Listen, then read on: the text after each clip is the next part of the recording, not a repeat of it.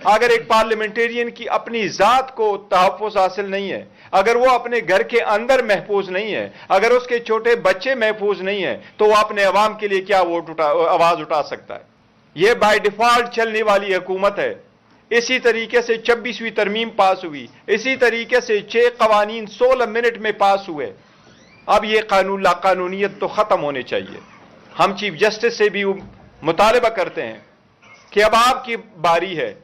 قاضی فائصہ صاحب جا چکے ہیں، آپ کے کندھوں پہ بھی اپنے عوام کی بنیادی حقوق اور ان کی نفس کے تحفظ جو ہے اور چادر چار دیواری کا، وہ آپ کے لیے لازم ہے۔ نہ پارلیمنٹیرین کو تحفظ ملا، نہ کمیٹی نے کوئی آرڈر پاس کیا، نہ اسپیکر صاحب کی طرف سے آرڈر پاس ہوا، نہ کوئی اور کمیٹی نے آرڈر پاس کیا، نہ سپریم کورٹ ہائی کورٹوں سے ریلیف ملا، نہ ہی وہ ظلم اور لالسنس ختم ہو رہی ہے۔ عوام یہاں کو پھر روڈوں پہ نہ آئے، احتجاج نہ کرے، تو اور کون سا راستہ آپ ان کے لیے کھلا چھوڑیں گے؟ پارلیمنٹیرین ہے۔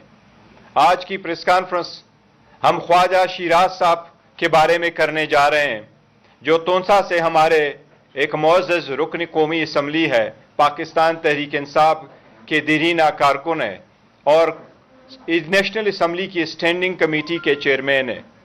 لاسٹ نائٹ ان کو وہی طریقہ کار، اننون لوگ نقاب پوش گھروں میں انٹر ہوئے، دروازے توڑے، بچوں اور گھر والوں کو زدوکوب کیا گیا، ڈالے آئے، اس میں ڈالا گیا اور رات کے اندھیرے میں ان کو لے کے گئے۔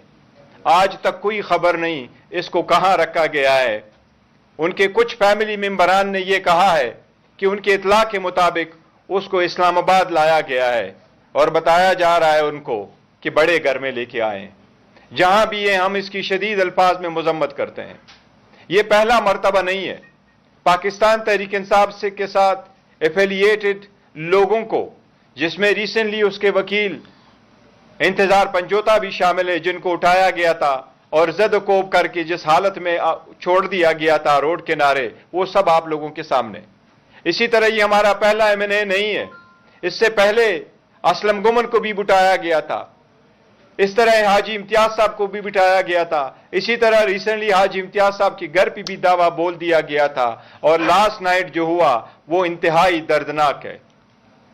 خواجہ شیراز صاحب 1 مہینے سے کے پی ہاؤس میں تھے، کے پی میں تھے، اور کے پی میں رہتے ہوئے 26ویں آئینی ترمیم کے خلاف اپنا ضمیر استعمال کرتے ہوئے کہ میں نے اس میں ووٹ نہیں دینا، میں نے پارٹی کی ہدایات پہ عمل کرنا تھا، وہ وہاں موجود تھے۔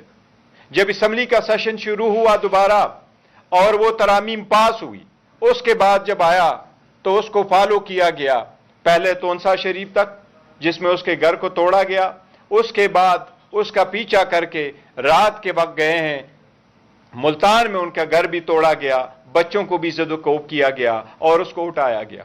یہ فسطیت، یہ لا قانونیت صرف اور صرف پاکستان تحریک انصاف کے خلاف شروع ہے، اور یہ پنجاب میں شروع ہے۔ پنجاب کی پولیس اور حکومت برابر کی اس فسطیت میں شریک ہے۔ ہم اس کی مذمت کرتے، اس کے خلاف احتجاج کرتے ہیں۔ ہم نے اسپیکر صاحب سے بھی ریکویسٹ کی ہے کہ وہ اس ایوان کے ایک معزز رکن ہیں، وہ چیئرمین ایکسٹینڈنگ کمیٹی کی، وہ مور دین 1 ملین لوگوں کو ریپرزینٹ کرنا ہے۔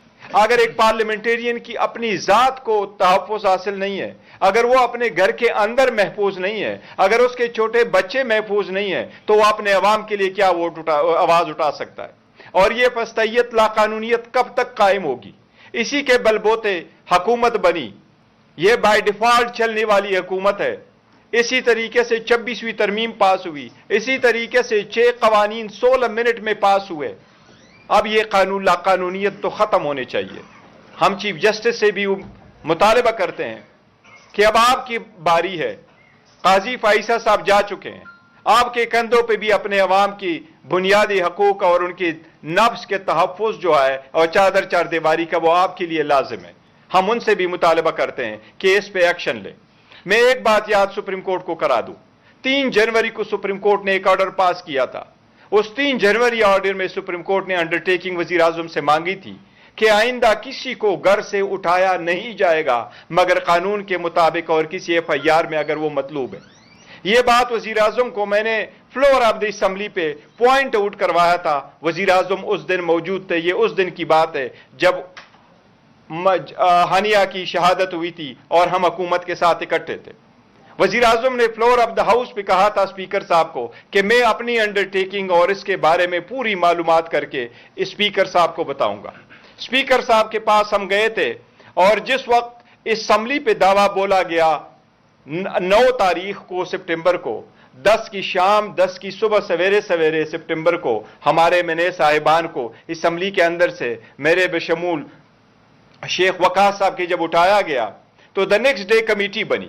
اس اسپیشل کمیٹی کا ایک ہی مقصد تھا اور وہ کمیٹی کا مقصد یہ تھا کہ سب سے پہلے اس کمیٹی نے یہ وہ کاروائی کرنی ہے جو صرف اور صرف پارلیمنٹیرین کو پروٹیکشن میک شور کرے، ان کو پروٹیکشن دے.